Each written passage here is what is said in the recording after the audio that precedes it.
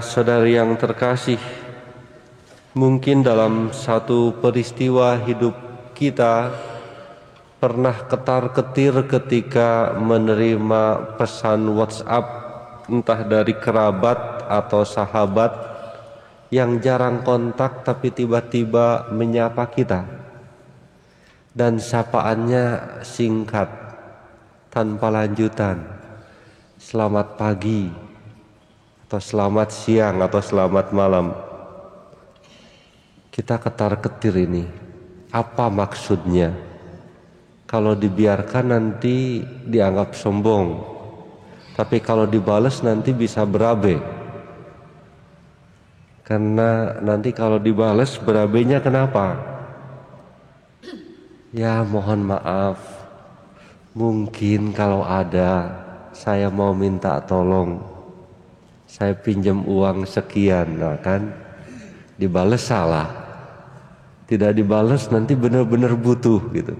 Dan hal ini seringkali menjadi candaan di media sosial yang demikian itu.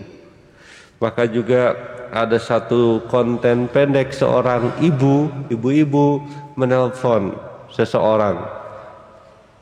Ketika ditanya, ya ibu kenapa nelpon saya? Enggak, saya mau nanya, tadi kamu WhatsApp saya tapi kamu udah delete lagi, saya enggak sempat baca. Ada apa? Baik, perhatian. Terus dibales dari seberang, enggak, tadinya saya mau minta uang tapi enggak enak hati gitu. Oh kalau gitu kamu sudah tepat menghapus pesan itu dan sekarang tutuplah teleponnya, katanya. Saudara-saudari, memang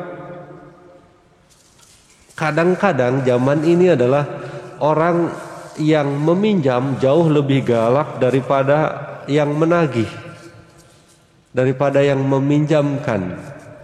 Itulah situasi-situasi sehari-hari yang konkret yang ada, ya demikian itulah. Dan hari ini kita mendengar justru Tuhan sudah tahu kebutuhan kita sebelum kita meminta, dan bahkan tidak perlu meminjam kepada Tuhan. Tapi walaupun Tuhan sudah tahu kebutuhan kita tanpa diminta sekalipun, apa yang dikatakan Yesus?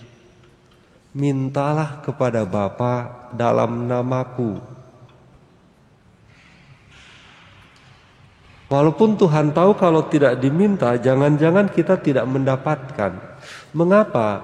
Karena dalam iman, meminta kepada Allah itu adalah wujud kerendahan hati kita di hadapannya. Aku lemah, aku rapuh, dan hidup di dunia ini tidak selalu baik-baik saja, tidak selalu mulus.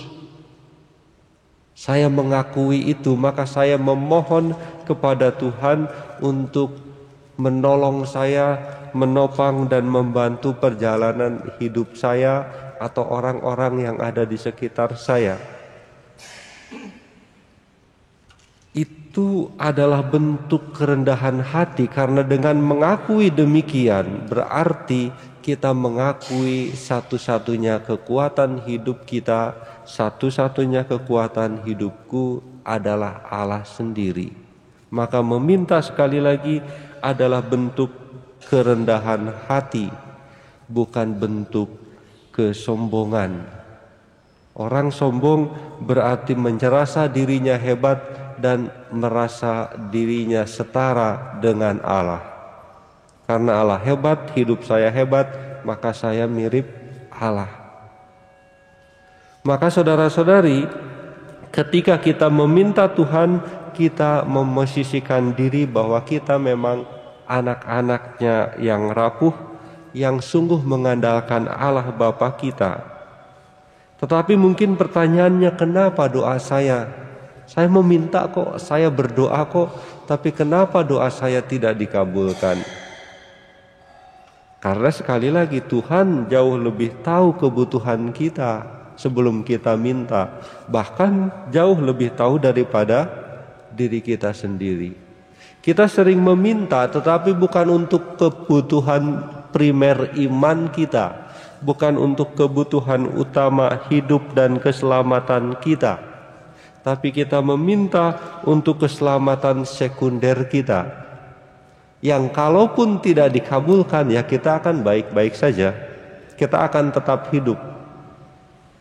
Sama seperti dalam kehidupan kita sehari-hari. Kita malah sering menganggap yang sekunder itu menjadi primer, dan primer seolah-olah menjadi yang sekunder. Maka saudara-saudari, kalau kita sungguh menempatkan diri sebagai pribadi yang rendah hati di hadapan Allah, dan Tuhan akan mengabulkan apa yang kita minta dalam nama Yesus sesuai kebutuhan primer kita, dan itulah yang akan menjadi kesaksian hidup kita. Kebutuhan primer kita saat ini adalah Sang Penolong yang dijanjikan Yesus, yaitu Roh Kudus. Dan kita menanti itu, memohon itu agar sungguh tercurah juga di dalam diri kita, sehingga kita dapat menjalani hari-hari hidup kita dengan kegembiraan dan kesusahannya. Dan itu pada akhirnya akan menjadi kesaksian, karena cara kita menghadapi, cara kita menjalani hidup akan menjadi kesaksian bagaimana Allah hadir juga di dalam hidup sesama kita.